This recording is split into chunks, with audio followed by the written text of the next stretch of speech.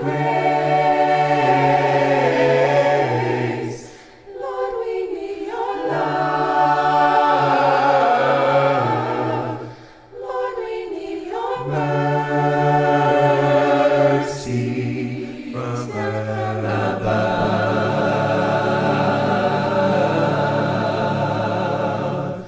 For your spirit guides us all the way, and your spirit helps us each and every day.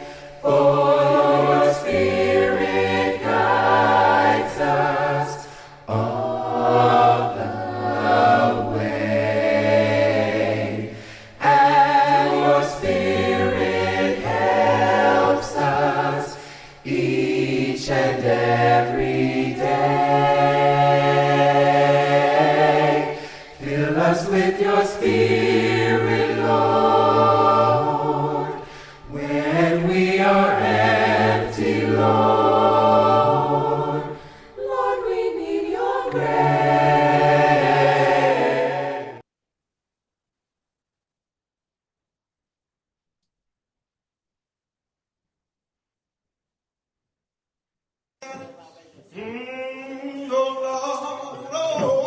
Don't you know? I have no friend like you. In heaven is not mine. Tell me, Lord, what will I do? Don't you know the angels are beckoning me from heaven? Heaven's open door. Don't you know I can't feel at home in this world anymore. Well, welcome. On behalf of Dr. Lloyd Harris and the School of Religious Studies, we welcome you to 2023, The Messianic Secret, Miracle Stories and Ministry in the Gospel of Mark. I want to ask before I introduce the morning speaker that if you will assist us by liking and sharing. That's the popular thing to do now when you go virtual, like and share with others. Our speaker this morning is Bruce Mcclure, Dr. Bruce Mcclure. He's also the minister of the Church of Christ in Prince George, Maryland. Bruce brings us a wealth of knowledge, expertise, commitment to the word, not only in ministry, but in his private practice of serving families, marriage and family therapy, and other areas. And we look forward to what Brother Mcclure is going to share with us on today. He has a very exciting topic, the kiss of Judas. And I know that he's going to do us well. So we look forward to your word, Brother Mcclure. Preach the word, and God bless. God bless you.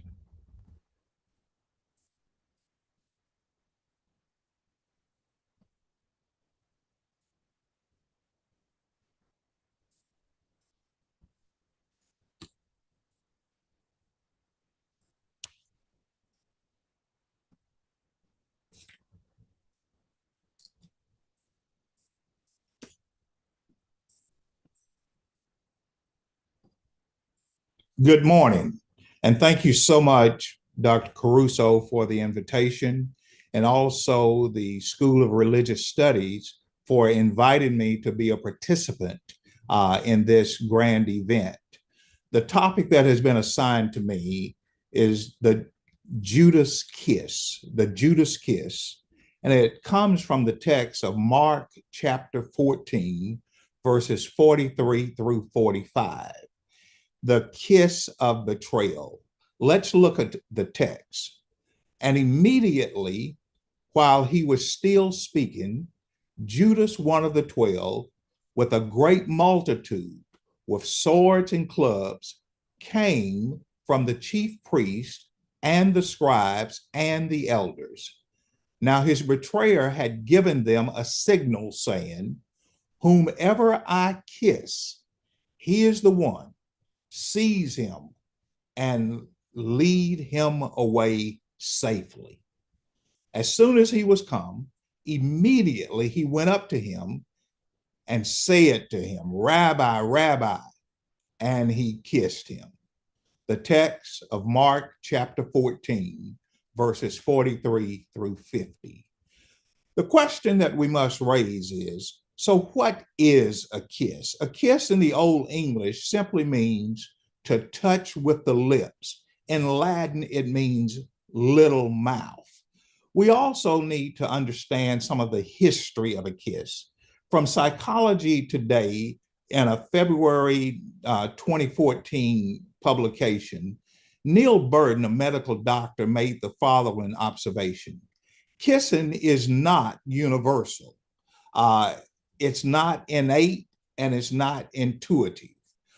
Some cultures practice what is called kiss feeding, but not social kissing. Kiss feeding is where the parent would actually blend the food of the baby and then feed the baby. In the 5th century BC, Horatius mentions how Persians greeted men of equal rank with a mouth kiss and those of lesser rank with a cheek kiss. Jacob steals Esau's blessing by kissing his blind father Esau. You know the story well. Roman kisses were connected to political, legal, social, and sexual purposes, and the status of the Roman citizen determined the part of the body that the citizen might kiss, the emperor ranging from his cheeks to his feet. Thus the phrase arose, the seal with a kiss. Couples during the Roman period would kiss in front of a gathered assembly. Early Christians greeted with a holy kiss. We know that from Romans 16:16. But we must also understand it was subjects and vassals who kissed the robe, the ring, or the slippers of the higher ranks. Now, behaviorally, it is believed that somehow kissing released hormones and other compounds through the lips and the tongue, which cause the brain to release pleasure and decrease stress. Now, that's important when we get to the kiss of Judas. It is believed that it would cause the brain to release pleasure and decrease stress. Now, public kissing were men kissing men because it was unacceptable in Islam and Judaism and most other Eastern cultures and religions for any form of men-women public contact to occur, regardless of one being married or single. Now, let's move quickly into the lesson.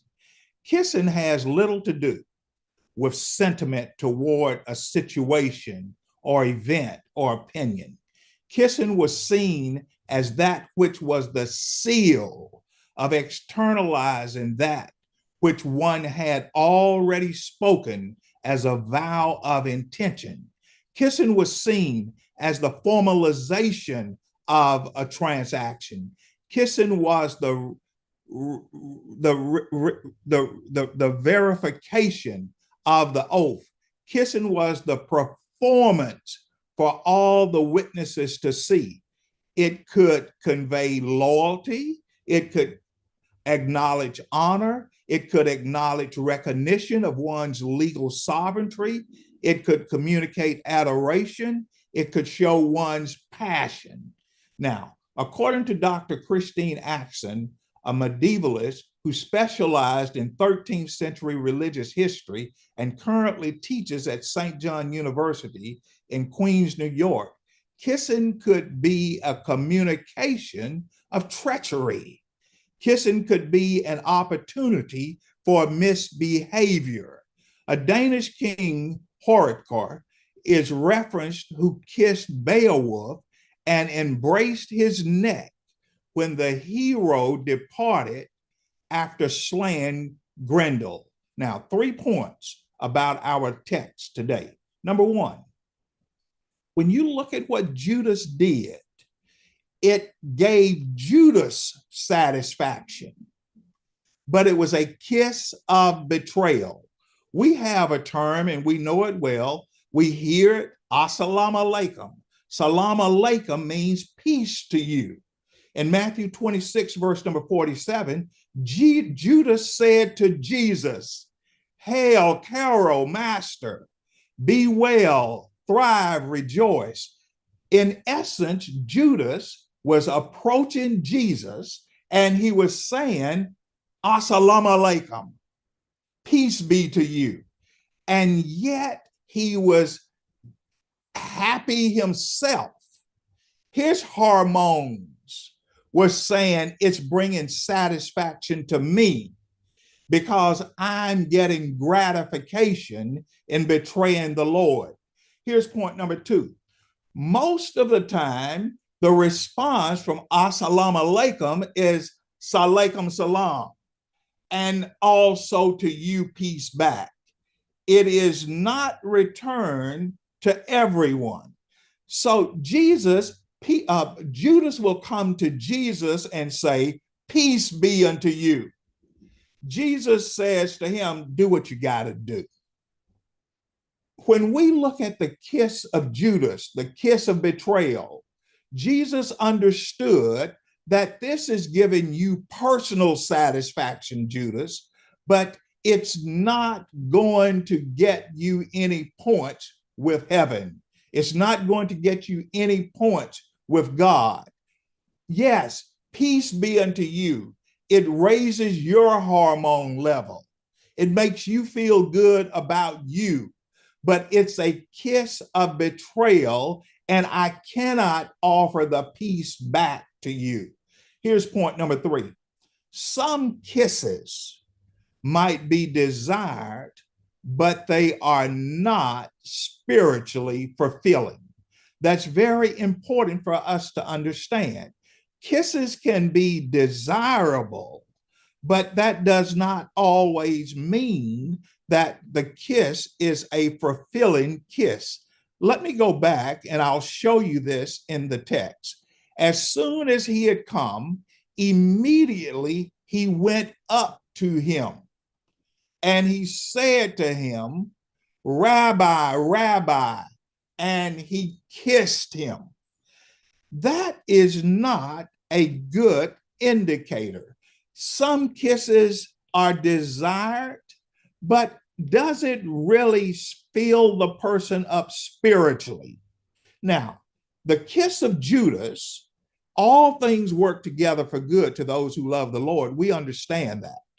But Judas had no intent of blessing heaven. Judas had no intent of blessing Jesus. But that kiss that turned Jesus over as a betrayal, Jesus said, "Now, if I be lifted up from this earth, I will draw all men to me." Judas puts in motion a plan from heaven. Judas feels good about doing evil, but God is able to turn that evil into a blessing. When people come to us with an unhealthy agenda, a kiss of betrayal, we cannot make it go away, but God can. Let me encourage you today, no matter how people come at you, whether they're coming with a good motive or a Judas motive, some things just happen, but we have to turn all things over to the Lord. When we cast all of our burdens to the Lord, only the Lord can fix some of those challenges. Are there people in your life that's like Judas? They come to you and they come supposedly with assalamu alaikum, but you cannot respond to them with alaikum salam and also to you.